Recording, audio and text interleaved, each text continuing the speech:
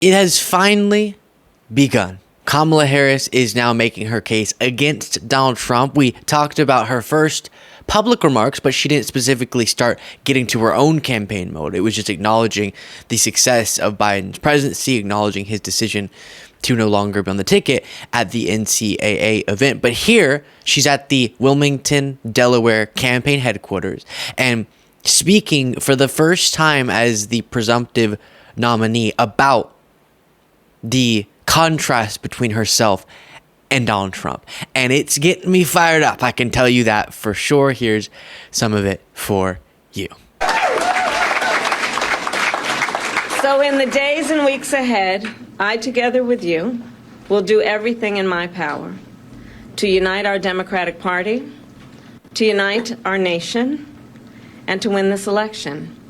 You know, as many of you know, before I was elected as Vice President, before I was elected as United States Senator, I was the elected Attorney General, as I've mentioned, of California, and before that I was a courtroom prosecutor. In those roles, I took on perpetrators of all kinds.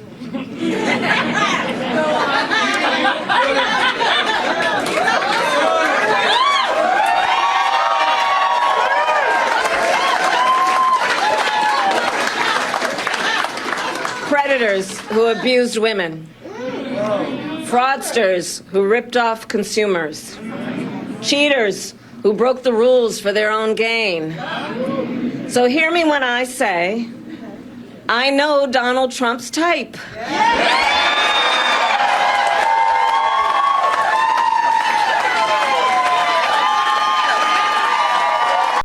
Yeah. Okay. We can do this because that is the difference between these two individuals. Someone who went after and tried to hold accountable the fraudsters, the criminals, the sexual abusers, and the type of person that she was going after. Those are the two options. You can have the sexual abuser, as was litigated in a court of law, a civil trial determined that to be the case, a adjudicated fraudster, and an adjudicated felon, or the person who has experience holding those sorts of individuals accountable. Not a bad message. Here's more. As a young prosecutor, when I was in the Alameda County District Attorney's Office in California, I specialized in cases involving sexual abuse. Donald Trump was found liable by a jury for committing sexual abuse. As Attorney General of California, I took on one of our country's largest for-profit colleges and put it out of business. Donald Trump ran a for-profit college, Trump University, that was forced to pay $25 million to the students it scammed. As district attorney, to go after polluters, I created one of the first environmental justice units in our nation. Donald Trump stood in Mar-a-Lago and told big oil lobbyists he would do their bidding for a $1 billion campaign contribution. During the foreclosure crisis, I took on the big Wall Street banks and won $20 billion for California families, holding those banks accountable for fraud. Donald Trump was just found guilty of 34 counts of fraud. Yeah, there's definitely a message there. And think about, in every political race like this, and I do have more for you, but you have the individual and the platform, right? So you have the person, and then you have the platform the person's running on, the agenda. And in this case, the individual has changed. The platform is similar. She's going to be running on the successes of Biden and her administration. Justifiably so. And probably a similar policy vision for what's ahead. And what have I been saying for some time? whenever Biden was the presumptive nominee, the case that was the most compelling for people was explain the policy, put emphasis on the governance. Well, now we have a situation where the governance and the policy can still be attributed fairly to Kamala Harris, her being the vice president in that administration. But she can also add to it what is undeniably a more dynamic candidate, individual. The story that she can tell is one that, in one of the ads, she described herself as, in every way you could imagine, sort of the anti-Trump. And that personal contrast with their personal backgrounds, his wrongs and her background of trying to hold people accountable for engaging in those sorts of wrongs, is just another layer that I think is going to be really exciting for people, that you add on top of the foundation that's staying the same. Democracy, right? That the stakes there the same. And this policy record discussion, Trump's disastrous one versus the Biden-Harris policy record and agenda. And so that combination, I think, is a force to be reckoned with. And Biden said in this event, I'll show you one clip of him in a little bit, but one of the things I saw that he said was that I'm not going away. I'm going to campaign for Kamala Harris. I'm going to keep trying to get things done. And so it really is that continuation on the policy, but a better messenger.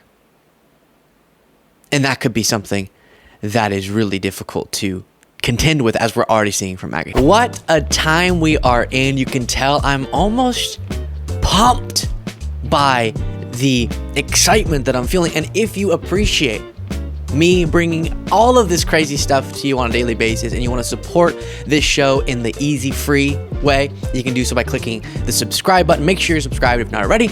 Back to the video. Here's more. So in the next 106 days, we have work to do. We have doors to knock on. We have people to talk to. We have phone calls to make. And we have an election to win.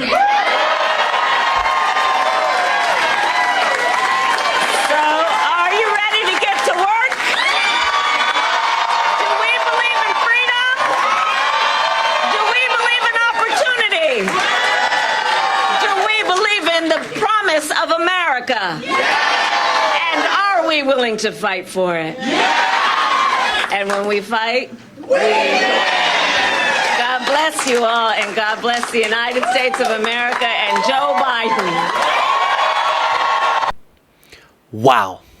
And that's just in a little campaign headquarters. Get ready for the big rallies where the crowd energy contributes to the excitement that much more. I'm pretty dang thrilled. This is going to be exciting. I was really uncertain, as I've said now a few times, and I do have that human empathy for this consequential and emotional decision for Biden himself. And I, as someone who am so impressed with the governance we've seen from Biden, also have that sadness that it's coming to an end in terms of presidency sooner than previously thought. But I do think, as I'm watching this play out, it's the right decision, because he can participate in whatever ways are most advantageous. He can bolster the message about her being a part of this administration's success, and then she can go out there and do what she does very well, which is deliver that message, and do so in a way that gives people a sense of, not only are our ideas not regressive, right? They're progressive. We want to move things forward. We want to take steps into tomorrow, but also our candidate is representing that now, which is interesting. The next generation. And there's something beautiful about seeing this within the Democratic Party, a party that really does value progress and is showing that a little bit in even the person embodying that set of positions. Here's Biden, who called into this event, I'm pretty sure, or this was he called into the event, and he had this to say. I want people to remember that what we have done has been incredible, and we get so much more we're going to get done. And so I want to say hello to Kamala, if she can hear me. I know she's going to be speaking shortly. And I want to say to the team, Embrace her. She's the best. I want to call today to thank everybody in this effort. I know yesterday's news was surprising and it was hard for you to hear, but it was the right thing to do. I know it's hard because you poured your heart and soul into me to help us win this thing, help me get this nomination, help me win the nomination, and then go on to win the presidency. But you know, you're an amazing team. But we've got a great. I think we made the right decision. I know how hard you've worked, how many sacrifices you made, and so many of you uprooted your lives for me, and the kind of commitment few people make for anything these days, but you made it. And I've been honored and humbled. I mean, this is from the bottom of my heart. My word is a Biden, that for all you've done for me and my family. And you. Yeah, so a message about the people who have worked so hard. And now he's saying, I know it can be discouraging that you put that work and then I'm not going to see it through. At least as the candidate, I won't. But please continue that work for Kamala Harris, because she is the representation of the very movement that you were working on behalf of the entire time. And I will say, and I could honestly, not to set myself up to be made fun of, but I could honestly get emotional talking about what I'm about to talk about, which is, this makes me proud of our movement. It really does. Because we talk often about the MAGA personality cult, how it's become a personality cult around Trump, and how they've lost an ability to really dedicate themselves to core values, at least core values that resemble anything like the American values we should be proud of, and how they've lost the ability to comprehensively discuss policy because it's a litmus test about Trump on everything, not about policy. And seeing our movement, I don't even like calling it our side because I feel like instantly people have a certain perception of what that means. I'm talking about Republicans, independents, and Democrats alike who all understand the importance of our democracy in this moment and common sense governance prevailing, rationality, decency. And for that coalition of people to handle this news as people are, and to be able to so quickly unite around, I know Kamala Harris isn't every person's ideal choice. I know a lot of people wanted Biden to stay in. I know some people might have a different, no, I really want him if Biden dropped out, this person. But we're seeing this unity that is about the issues, because that's what we're about. We're about the issues and uplifting people, not obsessed with one person. It's not a personality cult. And that contrast between how MAGA deals with Trump and how we just dealt with that is yet another affirmation that we're a part of the right cause, you know? Because when it became clear that for the sake of the outcome, we may have to change course in a painful and sad way, we did it. And we're able to unite quickly on the other side after a lot of heated discussion about that. And that makes me proud to be in our movement, however you define it. I call it the pro-democracy movement. Makes me really proud of it. So thank you for being a part of that as well. There it is. Let me know. Kamala Harris' first speech, going after Trump. Really exciting stuff and really serious stuff. You can tell me about that in the comments. And if you want to support this work, you can do so by clicking the join button below.